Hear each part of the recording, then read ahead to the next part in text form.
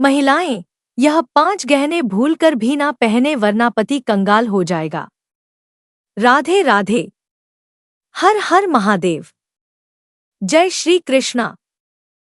दोस्तों, आज की वीडियो बहुत ही खास और महत्वपूर्ण होने वाली है क्योंकि हम आपको इस वीडियो में बताएंगे कि शादीशुदा औरतें भूलकर भी यह चीजें ना पहने वरना आपका पति हो जाएगा कंगाल, आपके पति पर आ जाएंगे संकट। दोस्तों, महिलाओं के लिए श्रृंगार करना बहुत ही ज्यादा जरूरी होता है, जिसके लिए स्त्रियां कई चीजों का प्रयोग जरूर करती हैं, जिसमें गहने सबसे ज्यादा महत्वपूर्ण भूमिका निभाते हैं। लेकिन दोस्तों, कुछ गहने ऐसे भी होते हैं जिन्हें महिलाओं को विवाह के बाद भूलकर भी कभी नहीं पहनना चाहिए वरना उसके पति को अनेक दुख और कष्टों का सामना करना पड़ता है। यहाँ तक कि पति की मृत्यु होने की भी संभावना बढ़ जाती है। इसलिए हम आपको बताएंगे कि कुछ ऐसी गलतियां हैं जो आपको बिल्कुल भी नहीं करनी है, क्योंकि दोस्तों, महिलाएं आमतौर पर कुछ गलतियां कर देती हैं जो कि उनके घर की बर्बादी का कारण बनती हैं। इसलिए आपको वीडियो को अंत तक पूरा जरूर देखना है। इस वीडियो को अपने लिए न सही, अपने परिवार और अपने पति की तरक्की के लिए अवश्य देख लेना।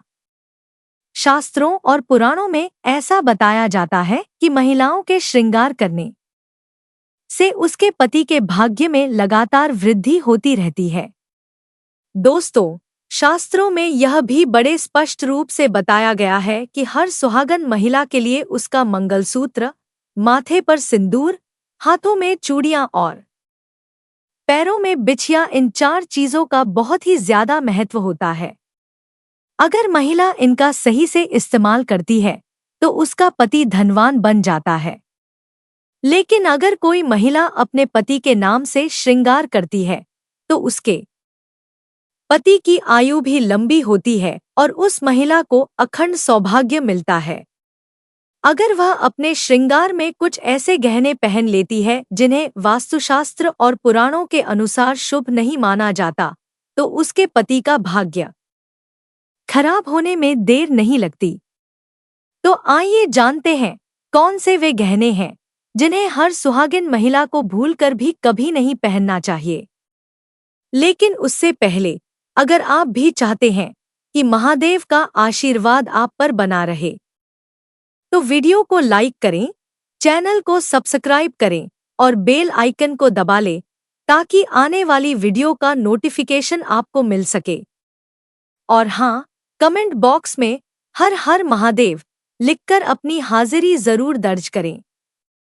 हमारे शास्त्रों में कान छेदन संस्कार के बारे में बड़े ही स्पष्ट रूप से बताया गया है कि किसी भी कन्या का कान छेदन संस्कार तभी करना चाहिए जब उसकी आय किसी विषम संख्या में हो, जैसे कि वह कन्या 9 साल की हो, 5 साल की हो या फिर 7 साल की हो या 11 साल की हो।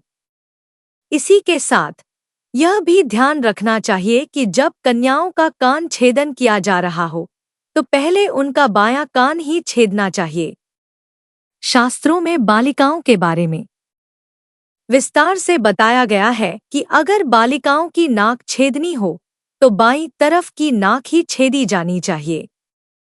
दाईं तरफ की नाक छेदना शुभ नहीं माना जाता है, इससे उन्हें दोष लग सकता है और उसकी कुंडली में ग्रह दोष भी हो सकते हैं।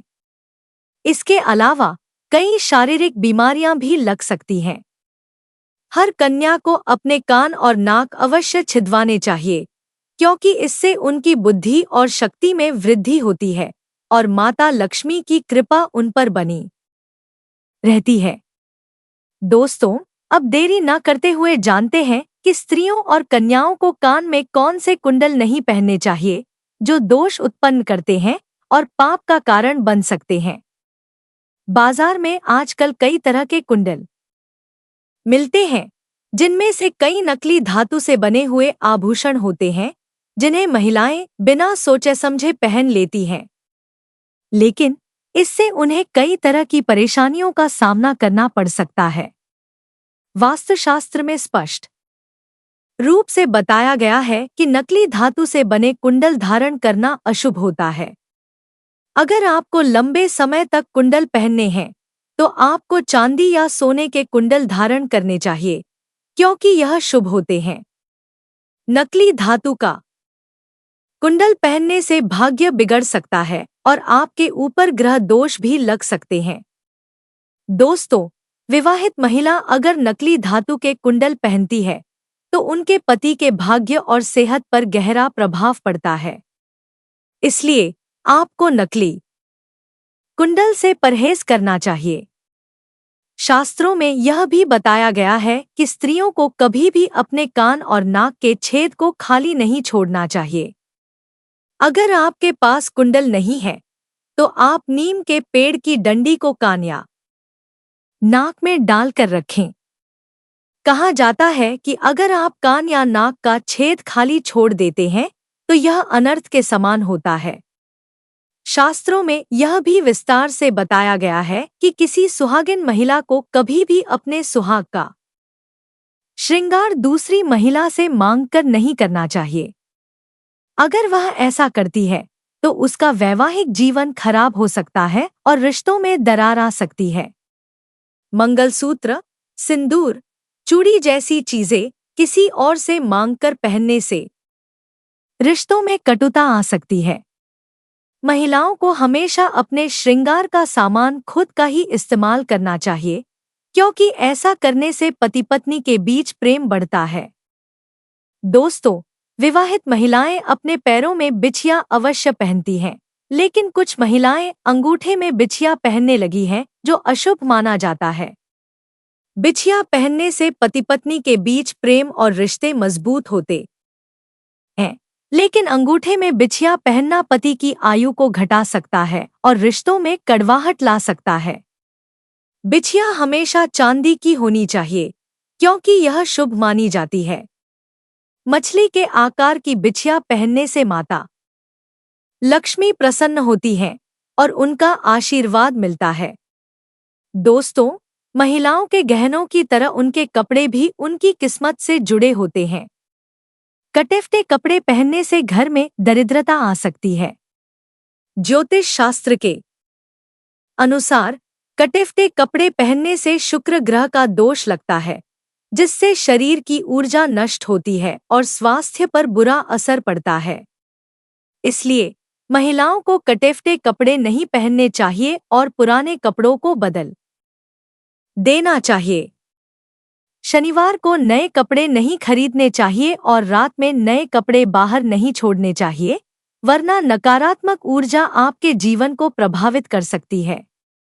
दोस्तों, सुहागिन महिलाएं कभी भी अपना सिंदूर किसी और को नहीं देना चाहिए और जब भी सिंदूर लगाएं, तो सिर पर पल्ला डालकर लगाएं। काजल भी किसी के साथ शेयर नहीं करना चाहिए, क्योंकि इससे पति का प्यार कम हो सकता है।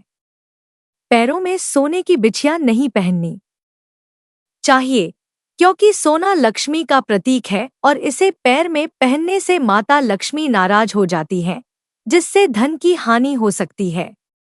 दोस्तों, यह जानकारी हमने वास्तुशास्त्र और शास्त्रों के आधार पर दी है, जो आपकी आस्था और विश्वास पर आधारित है। हमारा उद्देश्य आपको सही सलाह देना है, ताकि आप अपने जीवन में सुख समृद्धि प्राप्त कर सकें। अगर आपको यह जानकारी अच्छी लगी हो, तो वीडियो को लाइक करें, चैनल को सब्सक्राइब करें और कमेंट बॉक्स में हर हर महादेव लिखें। हम फिर मिलेंगे अगली वीडियो में। तब तक के लिए धन्यवाद।